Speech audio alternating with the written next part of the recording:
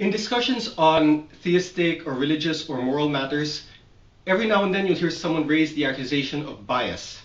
For example, they might say something like, "Why should I accept anything you have to say? You're a Christian. You've been influenced by Christianity, you are biased, and therefore you are not objective." You hear this a lot in discussions on abortion. For example, if you raise statistics or claims made by the National Right to Life Committee, you can expect certain people to respond by saying, "Wait a minute, whoa, they're a pro-life organization, they're pro-lifers. I will not accept any claims that come from a pro-life organization because they're biased." Biased against abortion, of course. Now, I wish they treat Planned Parenthood with the same level of skepticism, since they are very much biased as well. Even more so, perhaps, because they actually derive a considerable amount of income from performing abortions. But anyway, I'm not here to debate the pro-life or pro-choice issue. What I am here to do is to discuss the issue of bias, whether bias is sufficient grounds for rejecting an argument or claim. Why do I say this? Why do I want to raise this issue? It's because, as I've often said before, discussions between believers and non-believers, conservatives and liberals, and so forth and so on, tend to be muddled enough. There's a lot of careless argumentation going around, a lot of tactics that really confuse matters more than help them. And I urge people to avoid these tactics and ways of thinking and arguments that merely aggravate the confusion. Now, the more careful debaters, whether they're Christian or non-Christian, theist or atheist, do not treat the accusation of bias as though it had merit, as though it automatically invalidated an argument. But a lot of people still do, which is why I want to raise that issue right now. Let's look at that further. Does bias automatically invalidate an argument? Or does it even reasonably invalidate it? Well, let's examine the objection raised earlier. What if someone does say, "Why should I believe anything you have to say about God? You're a Christian, you believe in God, you've been influenced, you've been biased." Listen to that closely. Notice what it's saying. It's basically saying, I will not accept any theistic arguments that come from someone who believes in God. In other words, someone who believes those arguments to be valid. Equivalently, that's saying, I will not accept any arguments offered by anyone who does not agree with my atheistic position. When you phrase it that way, you see how this argument is truly fallacious. Whether an argument comes from a theist or atheist is ultimately irrelevant. What matters is, does the logic and do the premises hold up? The personal viewpoint of the person offering the argument is not relevant, especially if they're trying to offer an argument for their position. That is why I do not reject an argument simply because it is offered by someone with whom I happen to disagree. It's a common rhetorical device, but it is logically invalid. In fact, ultimately, it's a form of ad hominem argumentation. You may be familiar with the term. Ad hominem comes from the Latin term meaning to the man. It's the form of argumentation where you attack the person rather than the substance of his or her arguments. Now, a lot of us are used to thinking of ad hominem argumentation as just, hurling insults. You're stupid. You're ugly. You're uneducated, and so forth and so on. That's the abusive ad hominem flavor, though. It doesn't have to be abusive. Ad hominem argumentation can also take the form of, other attacks where you attack the person rather than the substance of their argument. Accusations of bias, when treated as a rebuttal in and of itself, are one such form of ad hominem argumentation. It's because the person may be perfectly biased, but that says nothing about whether they are right or not. You can be biased and incorrect. You can also be biased and perfectly correct. Let's explore that logic further. Is it reasonable to dismiss someone's argument simply because that person happens to be biased?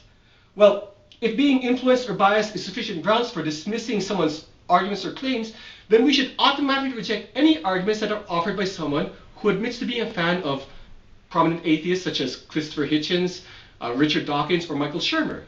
Why? Because they've been influenced by those authors. In fact, if they're fans, they've been strongly influenced. For that matter, we would have to dismiss those atheistic writers themselves. After all, they are biased toward atheism. That's certainly true in the case of, say, Christopher Hitchens and Richard Dawkins, who earned a great deal of income from their best-selling books arguing for their positions. Now, as I said, I'm not saying you should dismiss their arguments on those grounds. What I'm saying is, if you adopt the logic that I described earlier, where accusations of bias constitute a rebuttal, then you would have to dismiss any of these people who claim to be fans of these atheistic writers, and even the writers themselves. Now, what about a Jew writing about World War II? If being biased or influenced toward a particular viewpoint is sufficient grounds for dismissing that person's claims or arguments, then you'd have to reject everything that a Jew says about the Nazi Holocaust, especially that Jew has lived through it.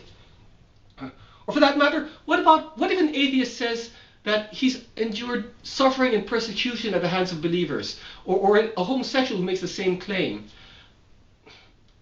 If you applied this logic consistently, you would have to say, wait a minute, I'm not going to listen to what you have to say. I cannot accept or believe what you have to say. After all, you are biased. When was the last time you heard a skeptic say that to a fellow skeptic who claimed to have been, harshly persecuted?